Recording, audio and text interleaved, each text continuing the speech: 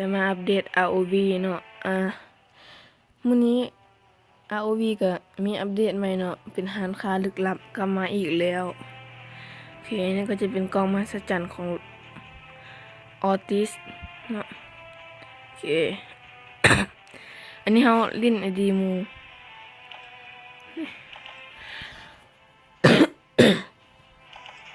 อ๋อเป็นวัดเสียงเปลี่ยนได้หนึ่งประมาณนี้เลยมาก็ไปเห็นอย่างก่อน นี่เนาะกล่องมหัศจรรย์กล่องลึกลับนี่หันค่าลึกลับซูมไปเลยเนาะปั๊บ70% 50โอเค บุคุ้มปานใดเนาะบุคุ้ม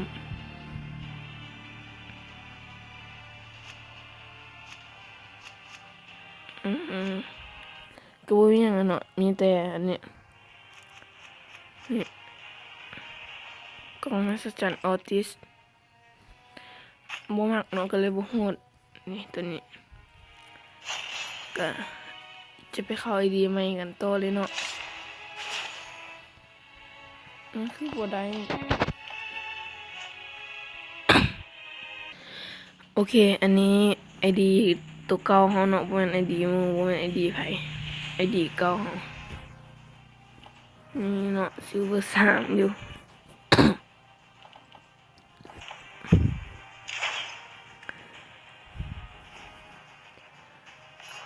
บ่แม่นโทษกดผิดห้ามค่าลึกลับซูมกันเองเนาะคันว่าได้ฮอต80 90นี่เฮาจะเติมเลย40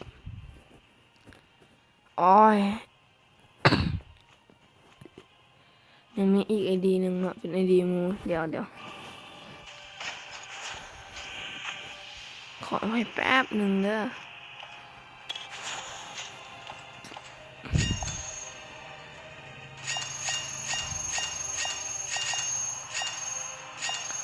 เป็นยัง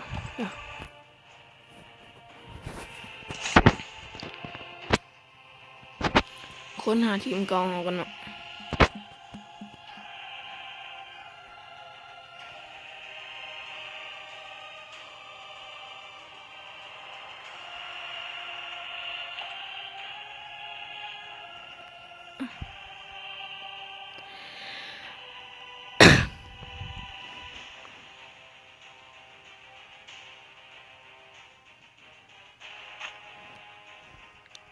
เข้าบ่ได้มันคือบ่มีกดเข้าหัวมากิวนี้ไม่ได้เปิดรับสมัคร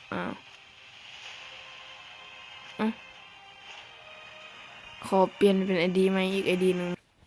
โอเคอันนี้ก็มาอีกไอดีหนึ่งเนาะ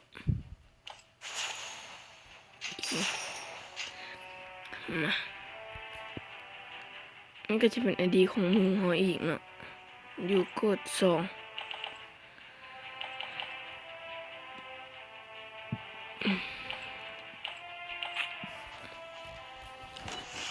ขอไปจัดกิจกรรมแป๊บนึง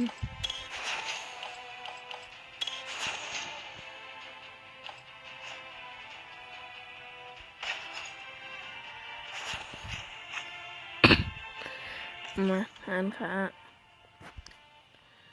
หรือว่าต้องเฮ็ดเป็นสูตรวะ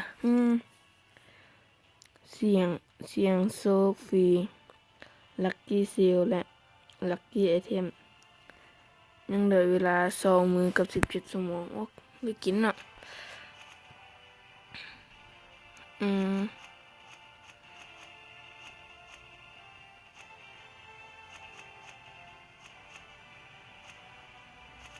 มา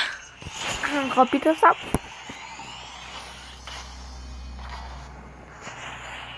โอ้โห60%